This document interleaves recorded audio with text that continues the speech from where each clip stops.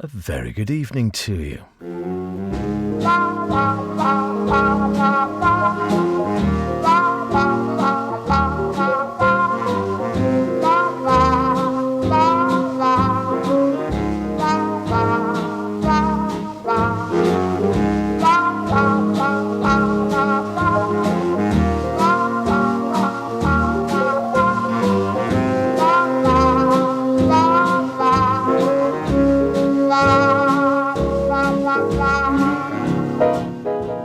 And welcome along to another Sweet and Swing here on Mike's Radio. My name's Howard Kane. As always, a pleasure to have your company on a Friday evening. What have we got? How about some Denny Dennis? I'll sing you 1,000 love songs. Some Humphrey Lyttelton. Haven't had any hump on for a while. A bit of a rarity from the Isle of Man, the Gaiety Theatre, I think. A bit of the Prez. But to start off, I think you're a bit late for this one. Dinner at 8.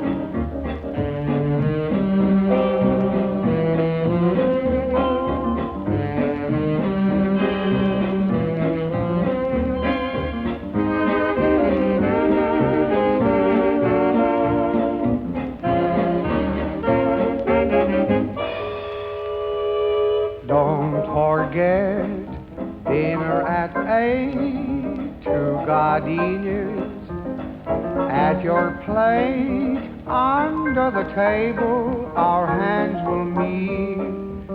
We should be able to be discreet.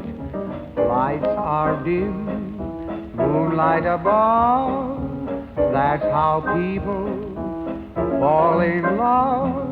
Just tell your mother you might be late. Don't forget dinner at 8.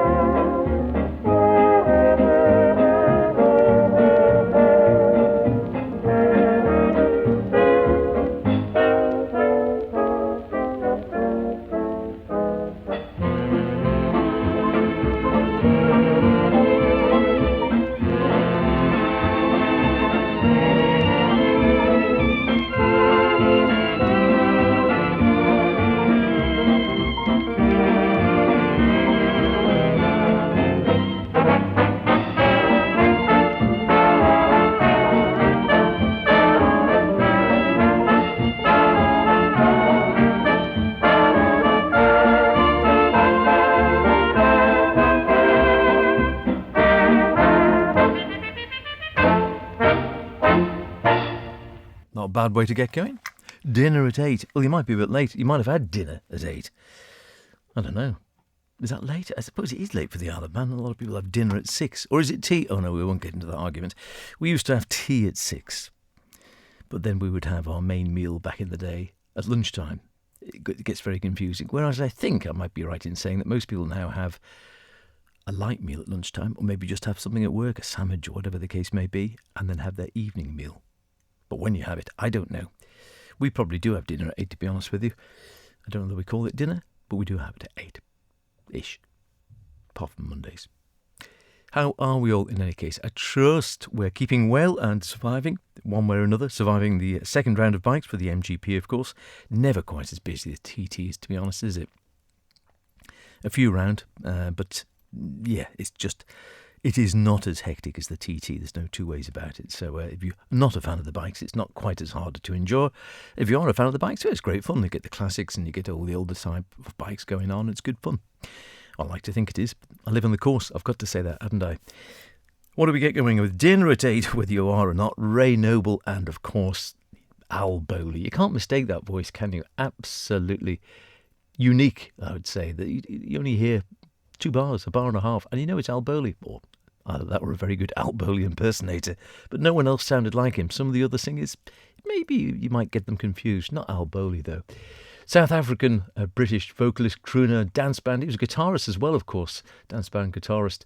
One of Britain's most popular singers for most of that decade from which that recording was taken, the 1930s. Recorded upwards of 1,000 songs, listened to by millions of people in Britain and English-speaking countries, and had some, but not as much success in the States. Most popular works, well, Midnight, The Stars and You, Good Night, Sweetheart, Close Your Eyes, The Very Thought of You, all those ones so well known. Born in 1899, same year as my nana, my dad's mum, in the Portuguese colony of Mozambique. And his dad was an Orthodox Christian, although he was Greek, and his mum a Lebanese Catholic. There's a happy mix. Brought up in Joburg, and the family's original surname was Pauli. Here's a good... if you're playing Ye Olde Trivial Pursuit, you might like this one. So, in fact, the original surname, or his original surname, was Pauli, but it was often misspelt as Bowley, Bowlly. It's what he kept, but the real name was Pauli, Pauli. There you go. Who'd have thought, in any case? And he started off being a barber and a jockey before he got into singing and dancing on a tour of South Africa with Edgar Adler, that is, touring Rhodesia and India and the Dutch East Indies in the 20s, but mostly there as a guitarist. But he was eventually fired from the band in the Dutch East Indies. And then he went on to sing,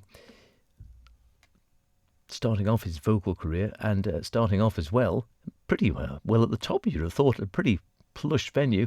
He would sing at the Raffles Hotel in Singapore, would you believe? And then came across to Britain in the late 1920s, where he joined Fred Elizalde's band at the Savoy Hotel and stayed there for another year and played with various bands before gaining a lot of employment with Roy Fox. Sadly, of course, killed famously during World War II, during the Blitz, I think, or certainly doing a bombing raid. His apartment after a gig, some shrapnel came in. I think he was hit by that into his bedroom. And sadly, that was the end of Al Bowley. But wow, so many great songs to remember him by, one way or another. Yeah, I've got an interesting find. I found, would you believe, listen to this, a cassette box. A cassette, Grandad. Yes, it's what we used to use to record things. And they're still knocking round. And I found one searching through, which I must have rescued from Music Man Towers. I remember this, actually. I was there. A bit younger than I am now, but I was there. The Isle of Man Gaiety Theatre, March 1984, Stephane Grappelli. And we recorded him. And, you know, it's not too bad. A bit hissy, but we'll have a listen. Not at all bad. Well, Stephane's brilliant, but the recording's not bad. It wasn't a professional recording, but I thought it'd be fun to hear a little bit, one way or another. Before that, though, what about Humphrey Littleton, I was saying? Humph! Did meet him a few times. He came over here, and the old maestro used to stay in communication with him. And for years, used to send him kippers. I hope he liked kippers. No, he did like kippers. He'd mentioned it one time, and that became a regular thing. I think Dad sent him kippers until the end of Humphrey's life. He was sent kippers right up towards the end, and we'd always get a Christmas card saying, "Oh, happy Christmas, Jim and the family. Thanks for all the kippers. Best Humph." Lovely stuff. Here he is. In any case, back in the day, it's a slightly younger version from an album or a cut called Jazz Session with Humph. I think that was an album in any case. One Sweet Letter from You.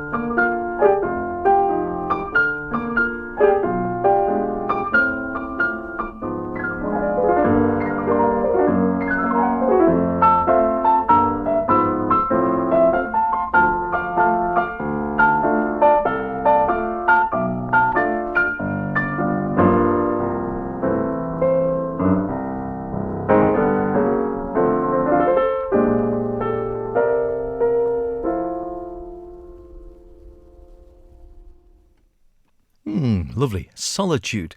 Duke Ellington playing his own tune there, solo piano. No date for recording on that one, but I'm guessing it's sort of late 40s, 50s, somewhere around there, maybe, perhaps a bit later, late 1950s. I can't remember. Someone's going to tell me Solitude wasn't written until later on, but I think it would be that sort of date, I would guess. And Duke himself at the keyboard. Very nice indeed. A couple of them on that. It's followed on this album by Duke Ellington with Billy Strayhorn playing Tonk, which I almost went for, but I thought this slow one would be nicer. Bearing in mind before that we'd had a slightly more rumbustious tune from Humphrey Lyttelton with his band from the album Jazz Session with Humph. From the original vinyl, of course. And yeah, Humphrey Lyttelton, great character. Used to be on radio, of course, great artist as well, raconteur, wit, writer, and brilliant trumpeter, and a great presenter, of course. If you ever listen to, I'm sorry, I haven't got a clue, on Radio 4 and such like. Very dry wit. And yes, again, one of the few I did meet a few times over here on the Isle of Man, and always grateful for the kippers, he seems. He also, the old maestro, if you ever read any of, I think he did 2 or 3 volumes of his life, Humphrey Lyttelton, and the old maestro features, not entirely complimentarily, in Humphrey's memoirs, on at least 2 occasions.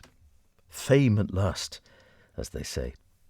We had Al Bowley, a famous singer, at the top of the programme. Here's another one, very famous in its day as well, Denny Dennis.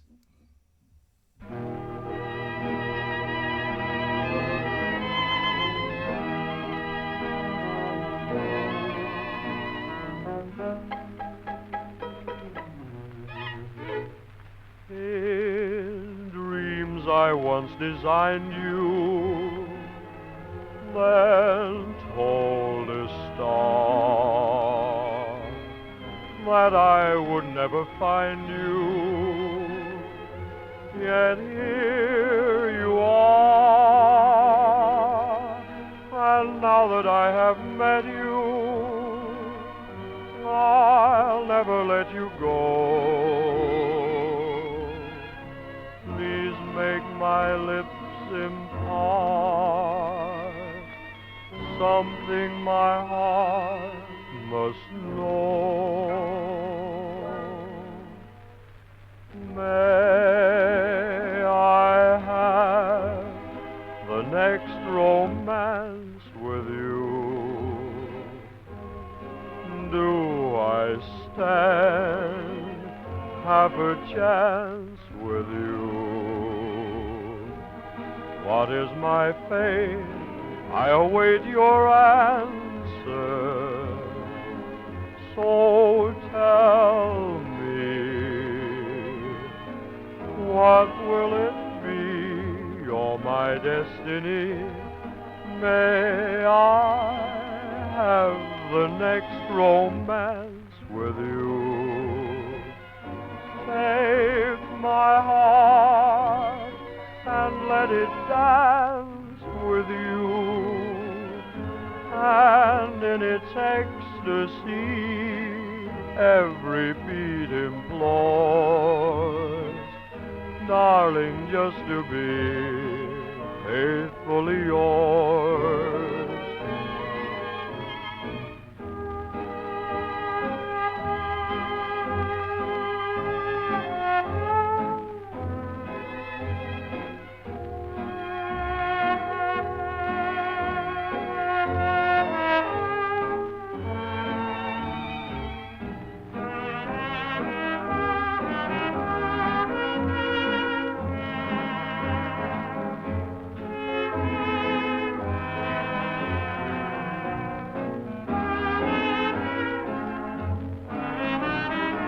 May I have the next romance with you?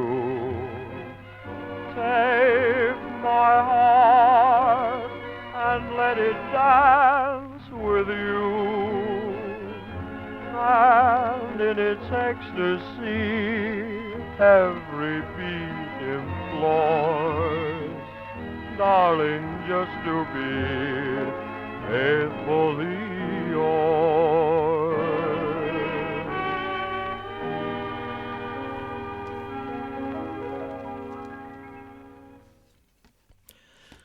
The lovely, rounded, plummy tones of Denny Dennis. Yes, one of those characters who sort of opted out of the scene eventually, as it says in the liner notes here by Mike Carey on this collection of Denny Dennis. Sing you 1,000 love songs. And he starts off by saying, what really did happen to Denny Dennis? A question that's been frequently on the lips of aficionados of the golden age of British dance music since he opted out of the entertainment business in the 1960s. I don't think it was that rare, was it? I mean, several people did do that for sometimes personal reasons. Sometimes they were perhaps just exhausted artistically, or perhaps they weren't making money. I mean, all sorts of reasons. But it's not unusual sometimes for people to quit the business. He started out in life as Ronald Dennis Pountain. The house, certainly when this was released quite a few years back now, he says his house where he was born still stands, and there's plans to mark the birthplace of one of the city's most distinguished citizens with a suitable plaque. I don't know whether they ever did it. I don't think I've been to Derby. Whether it be a blue plaque or not, I don't know.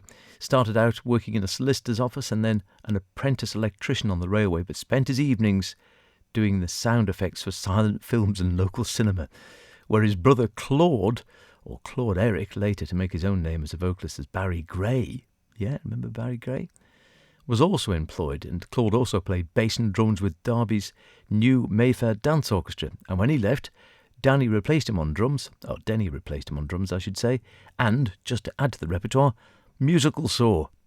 You don't see enough musical saws these days, do you? At a Melody Maker band contest, his singing then impressed the editor of the Melody Maker himself, and he rapidly arranged an audition with Roy Fox. And, off he went then after that. Didn't really look back. In 1933, he became the featured singer in the Roy Fox Band. And for 5 years, until the Fox Band disbanded, that was the case. He worked with the Ambrose Orchestra for 6 months until the outbreak of war in June 1939, when he decided to go solo, recording for Decca's Rex label. But, of course, war came then, and Dennis enlisted in the RAF in 1940 and remained in uniform, serving until 1945. Made a few more recordings after that, and then also came to the attention of Tommy Dorsey post-war, and in 1948 left the UK to become the featured vocalist with the Tommy Dorsey Orchestra. Some career, huh? But then later on he decided just to leave it, really, by the 1960s. Had a good time with Dorsey, and came back to Britain at the late 1940s, and personal reasons, I think, but did have a close harmony singing group, the Fraser Hayes Four. Do you remember them? I'm just trying to rack my brains. I think I do, but maybe I'm making that up. 'Tis Sweet Swing with myself, H. Still to come, we have music from the Prez. Lester Young, of course, who else? And first off, this little bit of musical history. As I say, a cassette box I found lurking when I was going through the archives at Manx Radio the other day, and I do remember vaguely rescuing it from the thousands, and I do mean thousands of cassettes from Music Man Towers when we were clearing up the house several years back. Because anything that looked interesting, I tried to put to one side. There were literally thousands of cassettes. You couldn't keep them all. Just didn't have time, space, or anything else.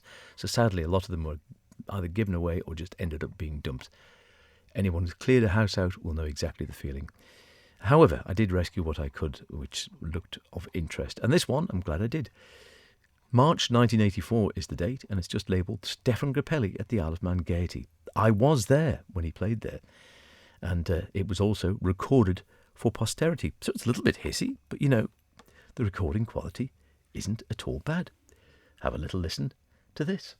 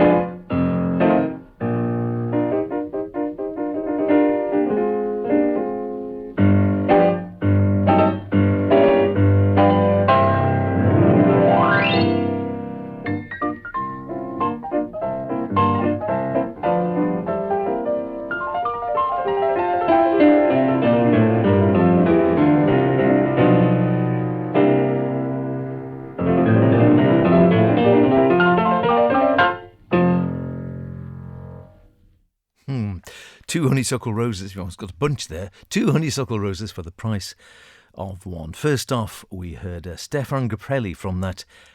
Yeah, I think the quality's not at all bad. From a cassette. Yes, a cassette. Who'd have thought you could play still music off such things?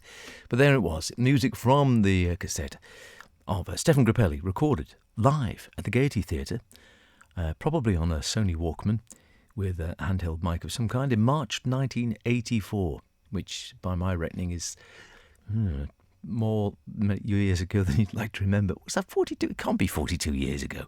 41 years ago. That'll do. Doesn't sound quite as bad. Wonderful stuff. Not too bad at all, is it? And I was there. Great gig it was. And I did meet the great man himself backstage. I won't tell you what he said about the Gaiety piano at the time, but it was one word and it was quite rude. I think, although there's not labelled from memory, although sadly, whoever labelled the cassette, looks like, I don't know whose writing it is, but it's not mine. Whoever labelled it didn't put down any details. But I think from memory, that's the wonderful Martin Taylor on guitar, who's been back here numerous times since then, including only a year or so back, I think. Wonderful guitar player. And I think it might have been Dave Green, great Dave Green on the bass. Don't tell me off if I'm wrong, though. My memory's not that good. Well, after that, who do we have? Fats Waller, of course, with his version, a very quirky version too, for Fats Waller, of Honeysuckle Rose. You could keep them and make them into a little bouquet for your loved one. I know, who says I'm not romantic?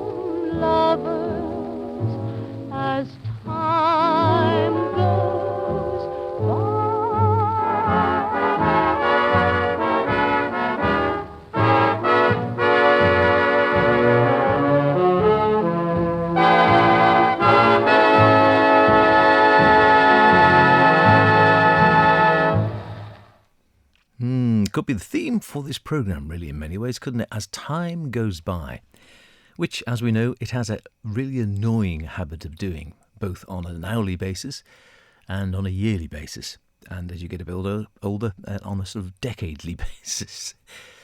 It is true what your parents tell you, isn't it, when you're very young? Make the most of it, because as the older you get, the faster the time goes. You think, oh, rubbish, just old people speaking. And then before you know it, you are an old person speaking, thinking, oh, time goes very quickly, doesn't it? Make the most of it. And on we go. As time goes by, Eric Winston and his band Eric, of course, who provides the music for our current theme tune. Well, I say current, I think it always has been and probably always will be. Slow Train Blues for Sweet and Swing, chosen by the maestro way back when. And on vocals there, Julie Dawn. Remember Julie Dawn? Again, you wouldn't think it's a name that probably trips off too many tongues these days. Born an Italian Cockney, original name was Giuliana Maria Teresa Mostosi, and sang as a child, another child sort of prodigy, a very early starter, with Alpha Stratton's band at Quaglino's restaurant, quite a well-known restaurant in town back at the time, and anglicised her name shortly afterwards. Makes it far easier, I dare say, particularly around the war years.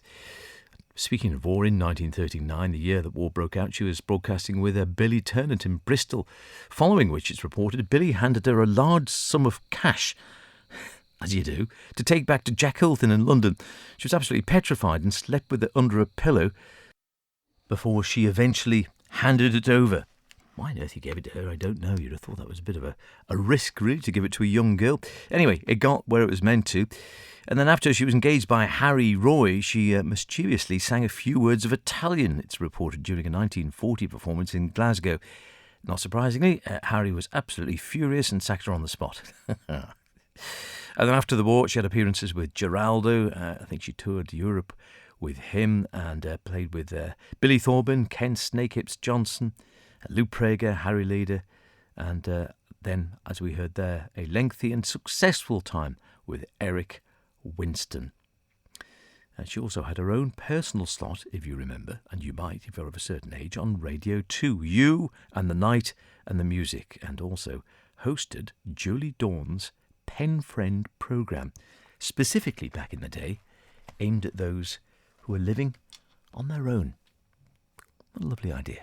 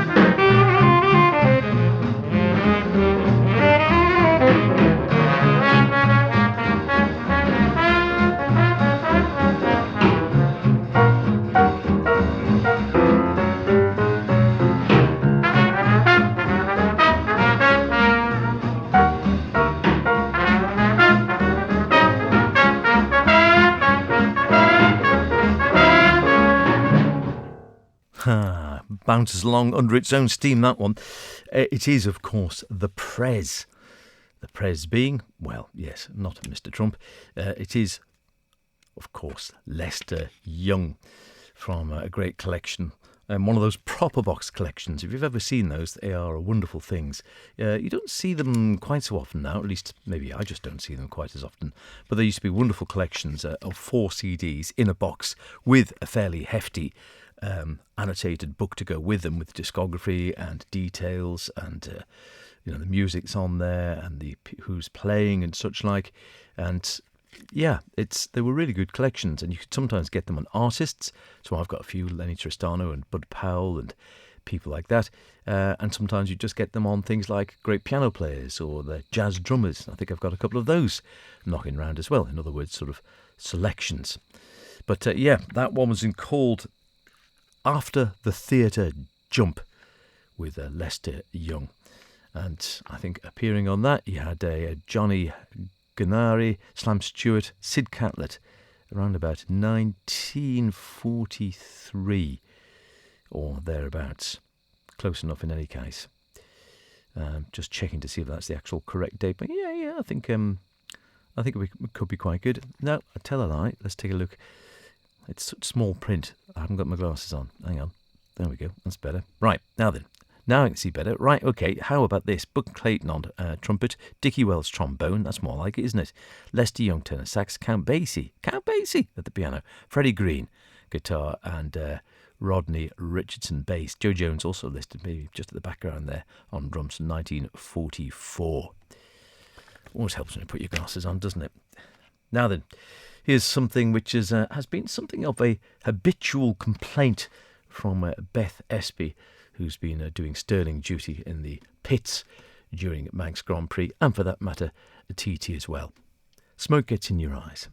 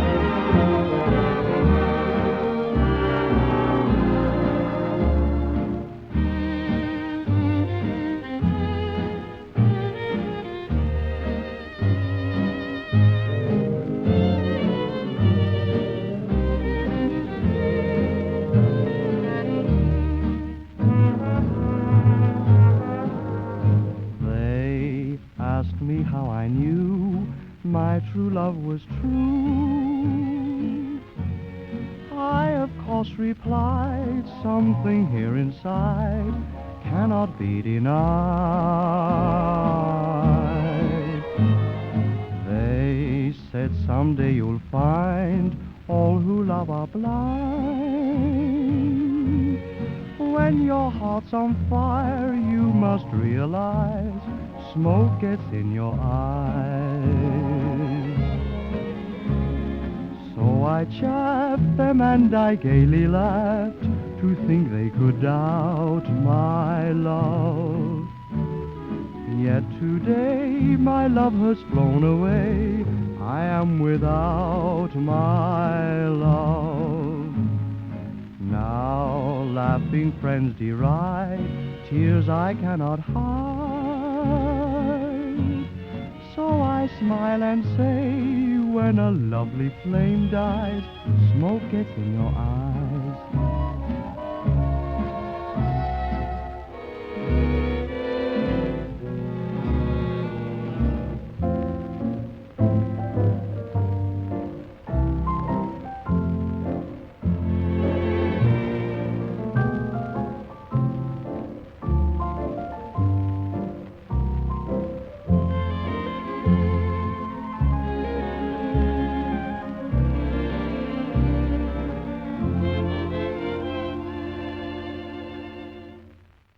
Smoke gets in your eyes.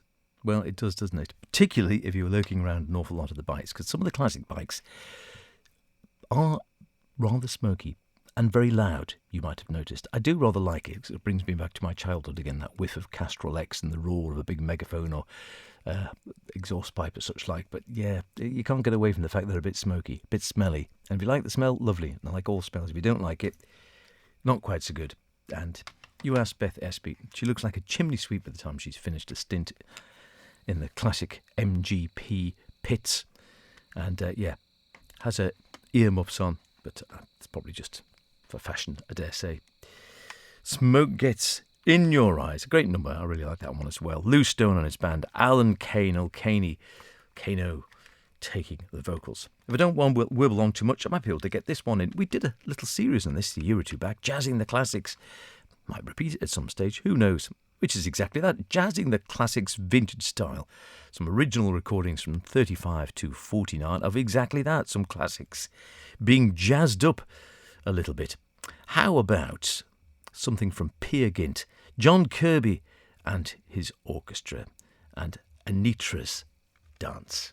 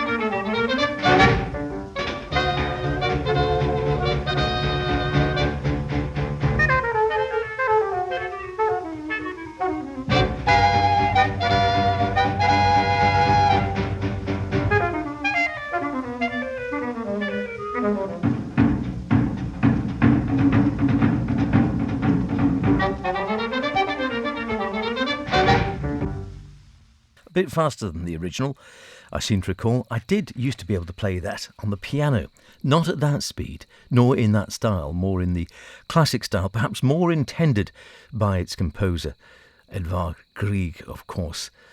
Peer Gynt, or to be more precise, it was from his incidental suite number 1 for Ibsen's Peer Gynt, Opus 46, from 1976, 1876, you idiot. Given a little bit of an update there, in a sort of more swingy style. And you know what? I think it works. I rather like that. Not at all bad. John Kirby and his orchestra. That's about it for another week, would you believe? Or another fortnight, because it's jumping in next week. I'll see you then. Look after yourselves. Cheerio.